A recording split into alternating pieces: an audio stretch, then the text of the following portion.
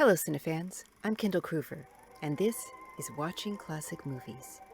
My guest, Brian Sauer, writes the review site Rupert Pupkin Speaks, hosts the podcast and YouTube channel Just the Discs, and is co-host of the official new Beverly Cinema podcast, Pure Cinema. As the complete Thin Man mystery series has been released on Blu-ray for the first time, we celebrated by talking about the many fascinating and amusing elements of these 6 movies and the legendary pairing of series stars Myrna and William Powell. Welcome, Brian. Thank you for talking to me today. My pleasure. Thank you so much for the invite. I've told you that you're my go-to guy for genre stuff, but you also have a great interest in classics, and we never have a chance to talk about it. So the fact that Warner Archives put the whole Thin Man series out on Blu-ray, and we've had a chance to revisit the series, I thought it was a good time to talk about it. Absolutely. No, I've been so excited as they started trickling them out. I'm like, oh, let's get all the way through this. Let's not, fold or anything before this is done. And thank goodness they're still going, which is great. But that they got through the whole series, and now I have them all. And people are talking box set, and I don't care if we get that at this point. I'm just like, I have them. They're all next to each other on the shelf now. I'm so happy. It was the same thing for me. Like, you get all these corporate announcements and you don't understand what they mean. And it is in your head, like, I just want to get this pre-code thing. I want to get this, series. And Thin Man was definitely top of mind. Like, oh, if I could complete this, if it wasn't this thing just hanging there, Yeah. Made me think of that Office gif of Michael Scott going, it's happening, it's really happening. Yes. Yeah, when that final one came, I was just like, But I took a picture of them all together, just like so happy. Yeah, the family all together, the band's together again. So I loved your comment about The Thin Man Goes Home. So let's start at the next to last. Oh yeah, I'd love to. Yeah, no, I mentioned to you off mic, there's an upcoming Pure Cinema episode. I'm not going to talk about the specifics, but it comes up there. And it was just one of those where, in revisiting the whole series, when I got to that one, I was like, wow, I really, really like this one a lot. Yeah. And there's just something about it. It's different because it's not, set in a city. It's in Nick's hometown, very rural. And there's just this other element of, Nick and Nora not really being able to handle the fact that Nick's dad doesn't care for the fact that he's a detective or whatever, doesn't have any respect for it, wanted him to be a doctor like him, and Nora just can't let it go. She's like, but really, he's amazing at this, and the dad's like, yeah, okay, whatever, meh. And then so she sort of ends up triggering this mystery stuff to sort of come loose in the hometown. Yeah. And then it just goes from there, and it's just so much fun, and I don't know, I love just even the little scenes of them like hanging, like Nick in the hammock with his high school sweater on, and her trying to set up the lawn chair, and just them hanging out with his parents, and the parents. Oh, and the other joke that they're not drinking through this whole movie, and that he's got a cylinder full of cider, a flask full of cider that his dad doesn't even believe is cider. Is it furniture polish or something? Yeah. Exactly. So there's lots of things about it that I love, and it's just adorable. It's an adorable movie, and I don't know. I just was one that I had appreciated, but I think I'd only seen it maybe once because of the box set when I went through the whole thing, and then going back through them again. I mean, I love them all even more, but that one in particular stood out for sure. I do agree that, well, you're kind of talking about the relationship, like how it really is about how they idolize each other, and she just cannot understand, somebody not absolutely adoring this man. It's like they worship each other, but they're always at each other too. It's just the most realistic, portrayal of a real love. Absolutely. No, there's a great moment in, I think it's maybe the first one where, in fact it is, where like, he's consoling, I think, is it Margaret O'Sullivan?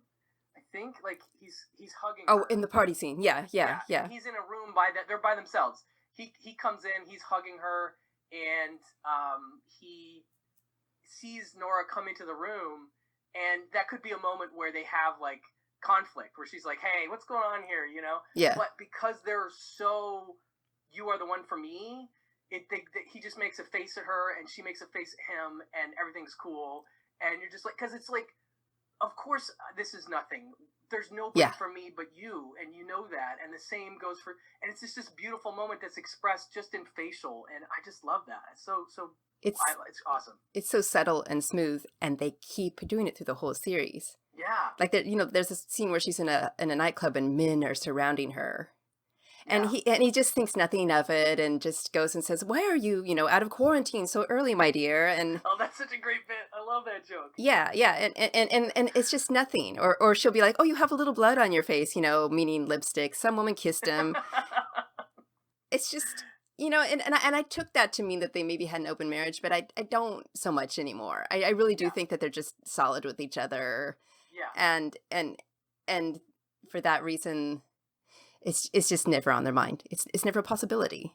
No, Yeah. they are each other's, ultimates, and yeah, it's just beautiful. It's such a beautiful thing, and they're just so relaxed. They're so always not taking things too seriously, which is one of my biggest pet peeves in general. Is people that take themselves too seriously, Yeah. take life too seriously, and there's just something about the charm of them just kind of drifting through and drinking, and she can match his drinking, like all that stuff is just Yeah. so lighthearted. And yeah, they truly are. You can, in going back through the series, you can absolutely see why it was so popular and why it lasted for as long as it did. Hmm. And yeah, I love them so much.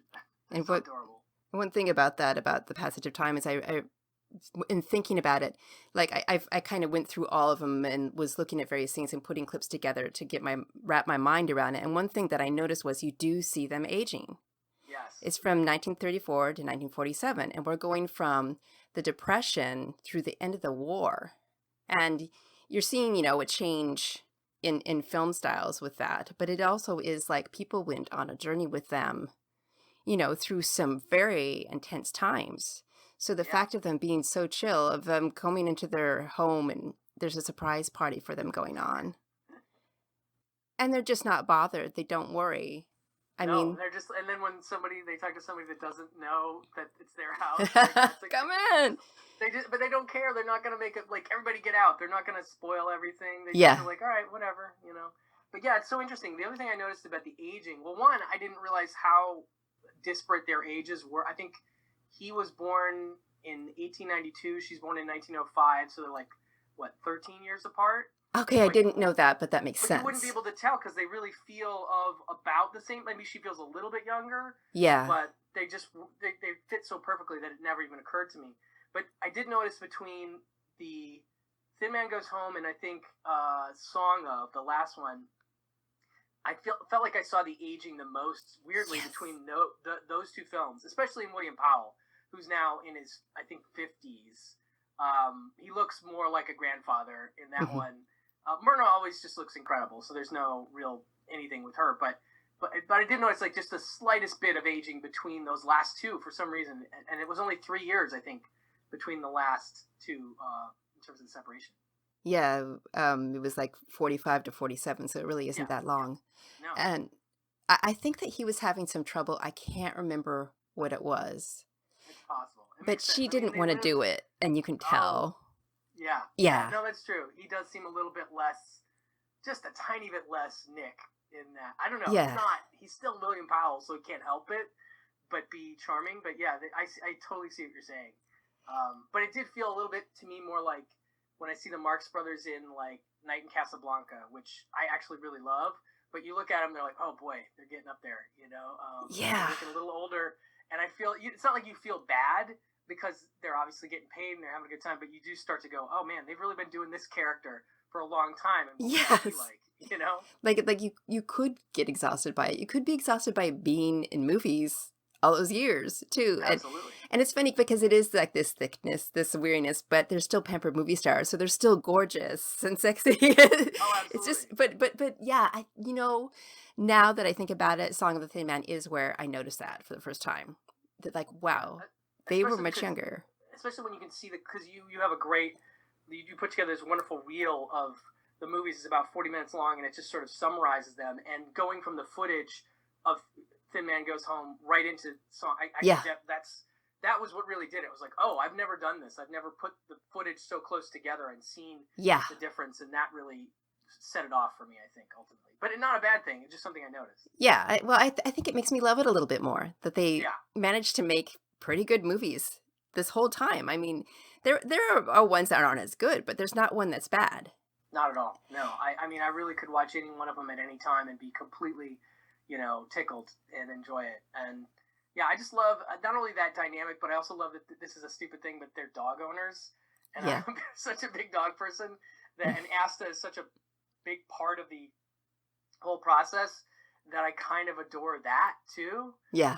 And the fact that they become parents about like 2 movies in, so they're dealing with that, and just the idea. Obviously, we both know juggling any kind of a life on top of dealing with your family is tricky, and this particular lifestyle doesn't necessarily lend itself well to being a parent as well. But they pull it off, and there's something kind of interesting and inspirational about it. And it's wild because this child is in danger every film that he's in. Yes. I mean, there's people being murdered, and they think he's kidnapped for a minute. No, a couple films they think he's kidnapped and he isn't, but it's just they never seem to think maybe we shouldn't be doing this and not. No. But it's their world, so you just don't get in a place of judgment of that. This is just how they are. Yeah. And there's something else about that, like the way that they are busy, and the kid even is like, "I never see you, Mom and Dad," but they really love that kid. Like, now, do you recall when you had a baby that woke you up in the middle of the night being like, "Oh, yay, let's play"? Woohoo! But they do this. It's been a while for that feeling, Yeah. But I do vaguely recall that. It's like you're not exhausted. Well, yeah, there's that another great moment with Nick where she puts the baby on him and he's asleep and he wakes up and the initial like, "Oh, I woke up," and then he sees the kid and he just has this wonderful like, "Oh, this my kid. Oh, this is great." Snugglies. That's touching. As a parent, I was like, "Oh, I do kind of remember that." Yeah. I do feel that now in a different way, Yeah, it's like, yeah, your opinions change with the times, but it's like I was so tired and I didn't want to wake up, but that snuggly part, it is the thing where you're like, okay. Not so bad. Yeah, I'm getting snugglies in the middle of the night, so maybe I can deal with a little sleepiness. Yeah. But you wonder about that kid because he's like opening the paper going, "Oh, another murder." It's like, oh, okay. Well, and I also Definitely chip off the old block. Yeah, where Nick's like telling him stories, but he's really just reading the racing form. Yes. So great. He's going to be at the racing track by the time he's a tween or something. Yeah. So back to like the whole idea of a movie changing for you in the series. There's one that very recently I kind of came around on. It is that last one, Song of the Thin Man. Okay. I still don't really think it's the best, but I realized something interesting about that. Kind of in line with the changing times, how the first one was an edge of pre-code sort of vibe. This one actually has a lot of noir elements to it, which is different from the feeling of the rest. Like the way that it's filmed. There's these nightclub scenes where the shots, the way they're done, it's very noirish. And the cast with like Gloria Graham, Jane Meadows, Marie Windsor, isn't there? Those are noir dames. Keenan Wynn? Yeah, that's great. Oh, that's right. Yes. Yeah. And it's interesting to me to think that if they'd have gone on, they probably would have done some other style that was, and nobody's aware of noir then, of course, but that style was out there. I mean, what's your opinion of that film? Like, what do you... That's the one I've seen the absolute least. Yeah, same. I'll be honest, I didn't get a chance to rewatch before this show, so I kind of now want to dive in and rewatch it. Like, because I got up to, Thin Man Goes Home, and I was just so in love with it, and then for whatever reason, I just never got a chance to dive back into Song. And I love this cast, so I really want to, just seeing the clips of it, I was like, I don't remember this one that well. Yeah, so that's definitely high on my list to revisit right now. I actually don't even know. I guess it's possible I'd seen it years ago. I feel like I went through the whole series, but it felt very new to me. There wasn't anything in there that I recognized. But it had a darkness to it that isn't in the rest of the series. That's cool. There's another thing about this series that's interesting to me in that some of the character actors in it are really against type. I mean, you've got Marjorie Main in there being Marjorie Main, but then there's also, I can't remember which one he was in, but Jimmy Stewart. He's in After. After? And after the second one. Yeah, that's the one I was like, that's the Jimmy Stewart one, is in my head. That's like After is AKA the Jimmy Stewart one. Yeah, and he's so young, and I don't want to spoil anything about it, but like he really does, as you say, go against type and is unexpected in that role. But I also just love seeing these other actors populating these films, especially because they are often early in their career before they're really breaking out, and you're seeing them with Nick and Nora, and who are just these really big popular characters in these big movies. And yeah, it's just fun to see those actors in young performances bringing something that they would bring later, but just kind of doing it as youthful actors. I like that. But I love him in that movie. I really think that one is also one of my favorites, I think. Another one that I liked was Donna Reed, because she shows a little bit of an edge in her role. And again, I can't remember which one. It might have been Shadow. I think that's the one with the sea bass yes, that's a great joke. Yeah, that's it. That's the one for sure. That's a good joke. I like that Shadow has the opening joke with Nick reading the racing form to his son in the park, but it opens with a visual of him walking what looks like Asta, and then you pan down and he's actually got his kid on a leash, and the kid is walking Asta on a leash. And I just think that's an incredibly awesome opening. I think one of my coming back to the character actor thing, one of my favorite things about Thin Man Goes Home is it's the return of Edward Brophy, who I forget if he plays, what's his character's name? I have to look it up now. It's a funny name, but he's in the Brogan. He's in the first movie, and he's sort of like Nick's city, streetwise hoodlum friend. Oh, sure. Okay. Yeah, well, I was blanking on it. The thing that you'll remember him for is he's the uncredited voice of the mouse in Dumbo. So that sort of East Coast, high pitched. That's his voice. So when you hear it, you're like, I know that voice. Oh, it's the mouse from Dumbo. But so he's great in the first Thin Man, but he doesn't have as much to do. The second Thin Man, for whatever reason, Nick brings him out to his hometown, and then he has to pretend to be there under other reasons, his wife Nora doesn't really know exactly what his deal is, and he tells his parents this guy's a greeting card salesman, so he has to make up greeting card slogans and pretend he's lighting cigarettes in the bushes when he's actually meeting Nick, in secret. It's just very silly, but I love him as a character actor, and I think he fits perfectly into the the whole world of Nick and Nora and their street connections, if you will. Yeah, no, that element of it is great, because you can tell that she's this bored socialite, and the fact that Nick has this edge to him, is kind of like what drew her in. So she's willing to jump in front of a gun for him and all this stuff because that's the part of her that kind of drew her to him in the first place. You know what I mean? Absolutely. Yeah, he drew her out. She actually does that at one point. She literally does. Really moving. That scene is oddly, I just was so moved by the fact that it's just like, I'm doing this. He's not going to shoot Nick right now. No. It was her impulse to do it. Yeah, she didn't make a decision. I love it. But those scenes are so funny because the gun's always unloaded. Maybe I'm doing a little bit of a spoiler there. Yeah. He says, oh yeah, I took the firing pin out of that a few months ago, or something like that. Yeah. But I do love all those little things. It never becomes tiresome, these repeating scenes, like the scene with Asta, the scene at the end where everybody's all together and somebody gets violent and blah, blah. There's even, and I didn't notice this until this run, looking at all the Blu-rays, there's always a scene of Nick just digging around by himself, looking for clues, and Asta's usually with him, kind of like, what you doing, boss? Just like at the same time, I thought there's really, with all the differences, there's so much form to the series. And sorry. No, go ahead. Well, I was going to say the other commonality I noticed this run through is how many train rides they go on. It's just like there's a train ride in almost every movie. Like they're coming into the city or they're going somewhere and they're getting kicked to the baggage car in the case of Thin Man goes home because they're bringing Asta. But I love one of my favorite things about classic film in general is train travel. And I've done it a little bit, but not very much. I've never done an overnight, ride on a train, and I've always wanted to, because it just kind of, there's something so wonderful about the idea, especially living near Los Angeles, of not driving and just taking a train across the country just seems so not just glamorous, but just, I don't know, delightful. I just love that idea, and it's such a sort of a gone thing. We don't do that anymore, and I miss that. So I love that that's just an ongoing part of the series, train rides.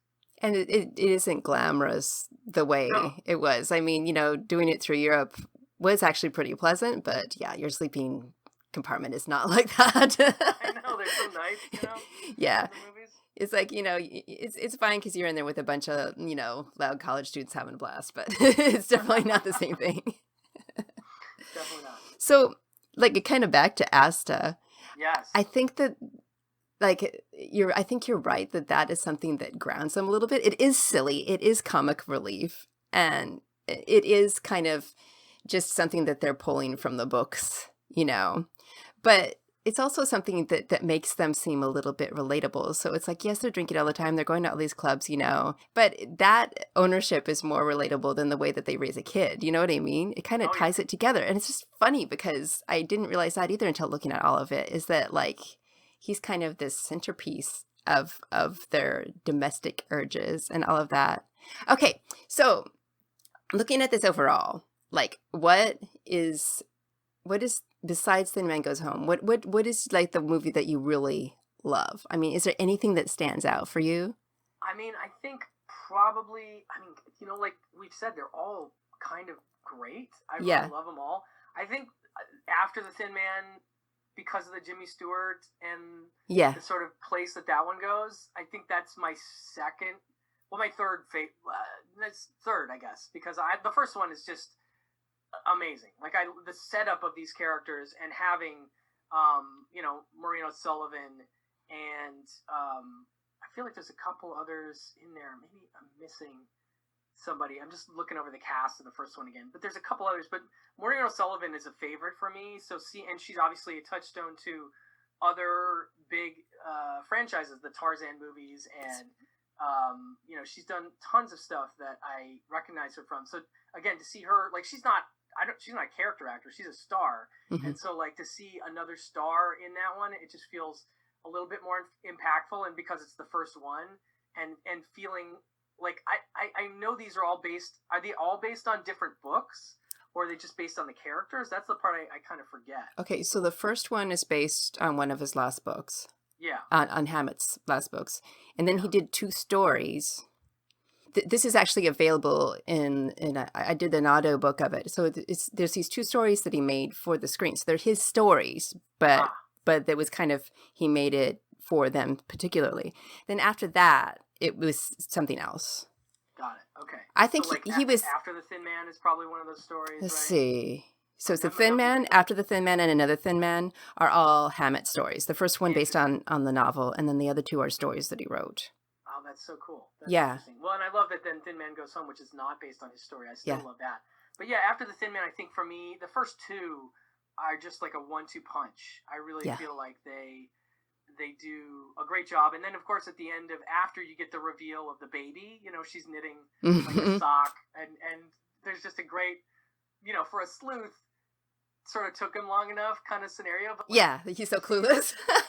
she's sitting there knitting, and he sits there, and then you see his face change, and it's a beautiful moment because obviously he's very excited about it. He's not one of those dads. It's like, oh shit, I know, what am I gonna do? No. So like, that's super cool. That not only is it a great movie and ends in a really great moment, and then we get that reveal at the end, and it carries right into the next movie, and it's really truly one of my favorite film series, like, ever. There's just something so delightful about hanging out with these two and seeing what they get into, and again, just their attitude about life in general, which is just like, take it as it comes. Mm-hmm. Don't get too worked up about anything. Take your time. Nick just takes his time. It's great.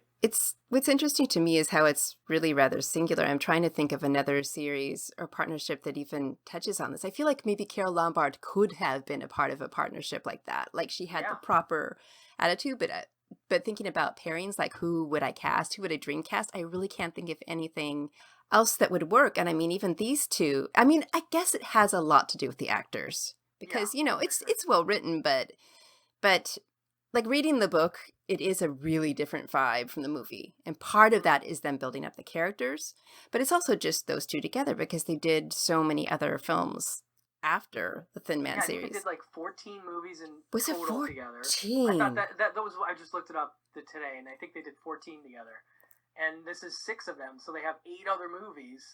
I'm trying to think. There's at least one more that I really like of theirs together. I mean, I'm sure I like more than that if I thought about it, but there's at least one more that's not, a Thin Man movie that I also really enjoy, and I'm blanking on it. Obviously, My Man Godfrey, talking about Carol Lombard, that's an incredible, duo. Oh, and that was the two of them, yes. Yeah, oh, it's his ex-wife. Is that why I'm thinking about it? Yeah, I think that maybe. I mean, but they're so good together. So yeah, I could totally have seen that. But then he does, like, William Powell does, like, One Way Passage, which I adore, with Kate Francis. And I'm just trying to, where's the one? I mean, are we really talking about Powell here? Well, no, Myrna Loy. Okay, it's two actors who could partner really well with other actors. Because I'm thinking about Loy and Grandin. That was great too. Oh yeah. No, so they're wonderful together. So these two great partners partnering with each other. Yeah, it makes so much sense. It's like totally an all-star duo in terms of they really work great with anybody you put them. Oh, they're both in Libeled Lady. I really like Libeled Lady a lot. Is that the one with the fishing where he's trying to pretend like he knows how to fish and he falls in that water? Yes, that's pretty goofy. good. That part is a little goofy, but as a whole movie, I think it's really interesting because I want to say, like, he meets her and they don't like each other in that movie, so that's super weird to see them. I think initially they don't like each other, at least, and so they finally come around. But to see Nick and Nora, like, hating on each other is just bizarre. Yeah, like your brain can't accept it. Doesn't feel right, but hopefully it's going to come around. Yeah. But yeah, that's one I've seen in the last 5-10 years that I really, really like, and that they're both in, not doing obviously exactly the same thing. Yeah. It's a little different. I thought they're just incredible actors, both of them. I thought of another one that was a pretty good partnership that had a similar chemistry to the Thin Man, but though they were also a little strange. It's called Love Happy. Yeah, no, I can't remember if I've seen that one. So it's where they're married. There's a meddling mother-in-law character. Gail Patrick is somebody who used to date the Powell character, and she lives in the same building, and there's this whole tension about her seeming to go after him. That one's pretty goofy and kind of got a kind of more slapsticky vibe, which it's Powell doing the slapsticky part, slipping on rugs and all that. And actually, I would recommend that to anybody who likes the Thin Man series. Gosh, I'm trying to think if I saw that like at a screening like TCM Film Festival or something, because I remember people laughing when I saw that, like hilariously. I definitely got to see that one. Yeah, I think Love I've Happy. Seen I Love You Again, because that's also Woody Van Dyke who did. I think a lot of the Thin Man movies. That this is I Love You Again is Powell and Loy together, and it's an amnesia, comedy where he wakes up and I guess if I'm not remembering it this well, but he discovers he's really a con man and loves his soon-to-be ex-wife. This is what it says on Letterboxd, and I can't remember this one, but I think I remember liking that one. I'm pretty sure I saw it, but I can't. Yeah. Everything is overshadowed by the Thin Man stuff, so if it's not Thin Man, sometimes it gets a little blocked out, especially if I've watched them more recently. Yeah. That's how my memory works these days. What's the most recent? And if it's great like that, then I'll just forget the other stuff. It's true, but it's because also wonderful because then I'll go see it again. It'll be like brand new. No, I mean, it is nice. Our little, I mean, and I mean, as people who watch a lot of movies, I think that you have that experience of putting in a disc and realizing that you have seen it before when you thought you hadn't. So yeah, that does happen to me with their partnerships a lot, because there's so many things that are solidified between them as far as what they do. So if there's something that veers a little off course, it does kind of throw me, and I do forget about it. But I when it comes down to it, though, I really do think that it's that relationship and the partnership that makes the series. Like, there's so much good talent in there supporting it, and I imagine they are classics because the full production is so good. But when you really come down to it, it's these two, and so I think that branching out from that and watching those other partnerships is, an important thing to do if you dig that series. Definitely. Yeah. Definitely recommend it. Yeah. So, Brian, thank you so much for my pleasure. talking to me about this. Yeah, I'm going to go and watch Song of real soon now, because it got me excited, the noir side of things. Yeah. I got to rewatch that one. I think if there's any series I'm going to keep rewatching, it's definitely this one. Yeah, it's just so good. Same. Yeah. All right. Thank you so much. You. Hello, Cinefans. I wanted to point out an error I made. The film Love Happy is a late-career Marx Brothers movie. The Loy and Powell movie is actually called Love Crazy. I highly recommend it. For more information, including how to read, listen to, and watch Brian Sauer's work, go to watchingclassicmovies.com. Enjoying the show? Please leave a 5-star rating and a review at Apple Podcasts. It really helps. Thank you for listening. This is Kendall Kruver, watching classic movies. Until next time.